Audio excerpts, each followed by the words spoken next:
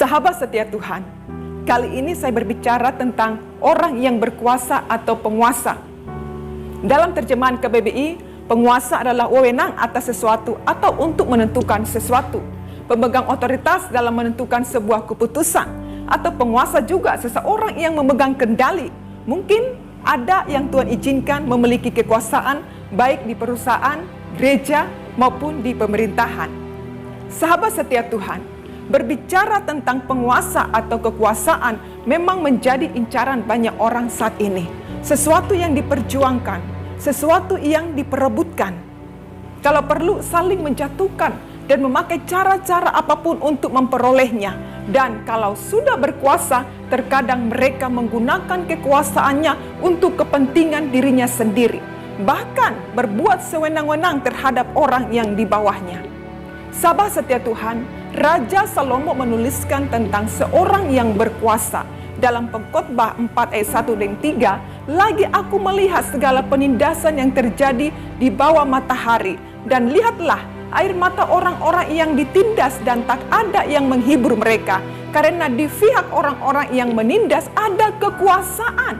Oleh sebab itu aku menganggap orang-orang mati yang sudah lama meninggal lebih bahagia daripada orang-orang hidup yang sekarang masih hidup. Tetapi yang lebih bahagia daripada kedua-duanya itu kuanggap orang yang belum ada, yang belum melihat perbuatan jahat yang terjadi di bawah matahari. Sahabat setia Tuhan, kekuasaan itu memang terkadang menindas. Orang yang berkuasa ibarat seorang yang memegang remote control TV. Ia yang menentukan saluran TV mana yang harus ditonton. Sekalipun ada banyak penonton dengan keinginan yang berbeda. Namun akhirnya pemegang remote control lah yang menentukan, itulah kekuasaan. Kita perhatikan bahwa Salomo melihat realitas ini dalam hidup kesehariannya. Ia melihat bagaimana orang-orang kecil yang ditindas sewenang-wenang oleh penguasa yang arogan. Bahkan Salomo sendiri tidak dapat berbuat apa-apa untuk membantu kaum marginal atau orang-orang kecil yang tertindas itu. Salomo menyimpulkan bahwa orang-orang yang sudah lama meninggal lebih berbahagia daripada orang-orang yang masih hidup karena tidak lagi mengalami keadaan tertindas itu.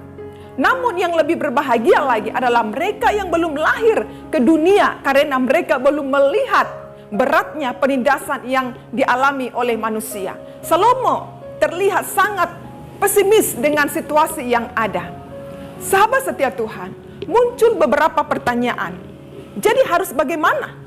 Harus bersikap seperti apa jika kita berhadapan dengan para penindas? Namun tentang hal ini Salomo tidak memberi jawab. Salomo sendiri bingung mencari solusi. Tidak semua permasalahan hidup dapat kita jawab. Sebagai orang-orang yang berada di bawah otoritas penguasa, terkadang kita juga seperti Salomo tidak berdaya, tak bisa memberi jawab. Jawaban satu-satunya adalah tidak menjawab. Pelajaran penting yang dapat kita renungkan dan aplikasikan adalah bahwa kekuasaan yang dimiliki oleh semua orang harus disertai dengan kebijaksanaan. Kekuasaan adalah milik saudara dan saya.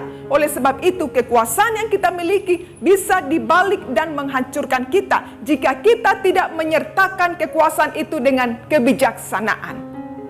Sahabat setia Tuhan, dalam hidup saudara dan saya sehari-hari, kita mempunyai kuasa terhadap setiap orang. Baik dalam keluarga, komunitas, tempat kerja, dan lain-lain.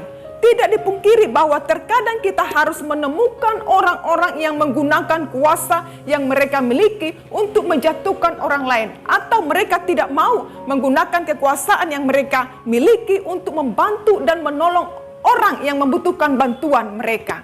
Jika saudara dan saya adalah seorang penguasa, pemegang remote, entah itu di keluarga, organisasi, di kantor, di gereja, atau di masyarakat, jagalah diri supaya tidak menjadi penindas. Jangan menggunakan kekuasaan itu untuk memuaskan ambisi kita, tetapi gunakanlah untuk memuliakan Tuhan, serta menjaganya, supaya kita tetap menjadi seorang yang taat pada hukum dan aturan yang sudah ditetapkan, dan hidup saudara dan saya menjadi berkat bagi orang lain. Kalau kita mundur satu pasal, sebagaimana yang pernah ditulis oleh Salomo dalam pasal 3, bahwa semua ada waktunya, tidak ada kekuasaan yang abadi. Sama seperti tidak ada penindasan yang kekal.